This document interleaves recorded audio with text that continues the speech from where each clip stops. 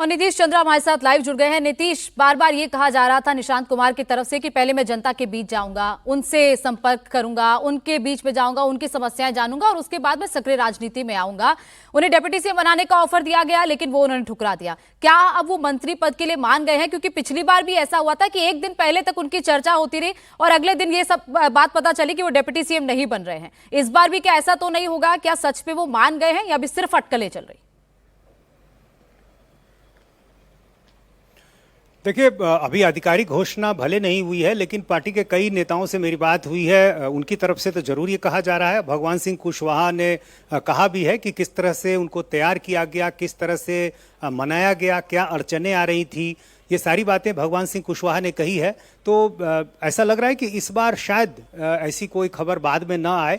निशांत का मंत्री बनना तय माना जा रहा है और निशांत के करीबी कुछ जो टीम निशांत के नाम से जिनको जानते हैं, उनके कुछ विधायकों से मेरी बात हुई है। उन लोगों ने भी कहा है कि निशांत मंत्री पद की शपथ लेंगे। हालांकि पार्टी की तरफ से आधिकारिक घोषणा नहीं हुई है और ये सही है कि इससे पहले भी उनके नाम की चर्चा रही है। उसके बाद उन्होंने कहा भी था कि वो अभी बिहार घूमना चाहते हैं, अलग अलग जिलों में उनकी यात्रा भी अभी चल रही है। लेकिन इस बीच अचानक कल निशांत को मंत्री बनाए जाने की चर्चा हुई है, तो जाहिर है सोच समझकर इस फैसले को लिया गया है। क्योंकि जाहिर है जब आप सत्ता में होते हैं, सरकार का हिस्सा होते हैं, तब आपको पार्टी के लिए और साथ ही साथ अपने समर्थकों के लिए कुछ करने की गुंजाइश होती है। तो कहीं ना कहीं समर्थकों का, उनके चाहने वालों का, पार्टी के नेताओं का एक दबाव भी था कि आपको सरकार का हिस्सा अभी होना चाहिए। और निश्चित रूप से इससे एनडीए को मजबूती मिलेगी, क्योंकि लव कुश का जो गठजोड़ है उसमें यदि आप कहें तो लव का जो प्रतिनिधित्व है जाहिर है नीतीश कुमार करते हैं। अब नीतीश कुमार चूंकि है नहीं, तो निशांत के जरिए ये जो कॉम्बिनेशन है लव कुश का, वो निश्चित रूप से मजबूत दिखेगा और जाहिर है इससे एक मजबूती मिलेगी। तो इस बार लगभग तय माना जा रहा है कि निशांत जो है मंत्रिमंडल का हिस्सा होंगे।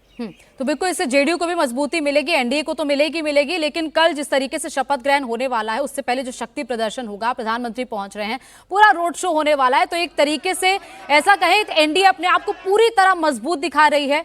न्योता तेजस्वी यादव को भी दिया गया है, लेकिन क्या आएंगे वो इस शपथ ग्रहण में?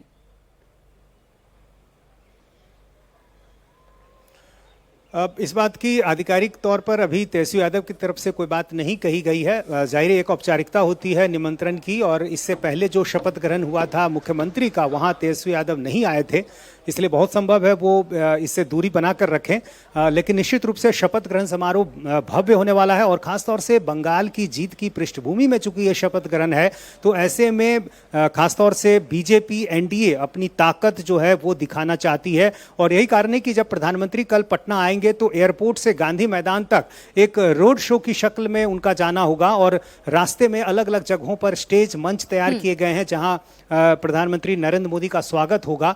तो पूरी कोशिश है कि बंगाल की जीत, जिस तरह से बड़ी जीत मिली है, उसको बिहार से भी जोड़ा जाए और कहीं ना कहीं अंग भंग और कलिंग का जो नारा एक तरह से दिया गया था बीजेपी की तरफ से, पश्चिम बंगाल की जीत का तरीके से कहें जश्न बंगाल में भी बनेगा। जब कल शपथ ग्रहण समारोह होगा मंत्रिमंडल का, प्रधानमंत्री वहां पहुंचेंगे, गृह मंत्री पहुंचेंगे और सभी नेता एक मंच पर मौजूद होंगे। बहुत बहुत शुक्रिया नीतीश हमारे साथ जुड़ने के लिए।